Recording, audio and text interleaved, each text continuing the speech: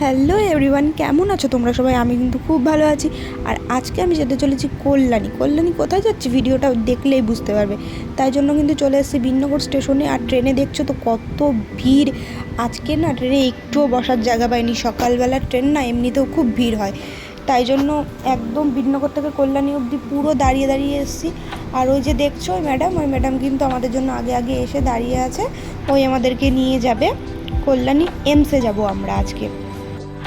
এই যে এই ম্যাডামের সাথে কিন্তু আমরা চলে যাই কল্যাণী এমসে। আর ভীষণ পরিমাণে আজকে ভিড় ছিল, কারণ কালকে ছিল ভোট, কল্যাণীর এইদিকে ভোট ছিল, তার আগের দিন ছিল রবিবার, ছুটি ছিল, তাই জন্য। আর আজকে না ভীষণ ভিড় হয়েছিল। আর সকাল সকাল গেলে একটু বেশি ভিড় হয়। আমরা তো তাও 8টা সাড়ে 8টার দিকে গেছি, তাই এত ভিড়। তার আগে তো আরও বেশি ভিড় হয়। আর প্রচণ্ড ভিড় হয়েছিল, সত্যি বলতে ভীষণ কষ্ট হয়েছিল আজকে এমসে গিয়ে। সারাদিন দাঁড়িয়ে থেকে থেকে থেকে পায়ে ব্যথা। কিন্তু শুধু যে কাজের কাজ বলতে রিপোর্টটা শুধু নিয়েছি, আর ডাক্তার দেখানোটা হয়নি। তারপরে আমরা চলে এসেছি, যাচ্ছি স্টেশনে। আর স্টেশনে গিয়ে কিন্তু আমরা লস্যি খেয়েছি। গরমের মধ্যে না আর পারা যাচ্ছিলো না, অন্য কিছু আর খাইনি। ঠান্ডা ঠান্ডা একটু লস্যি খেয়েছি। আর ম্যাডাম দেখছো আমাকে চকলেট গিফট করছিল।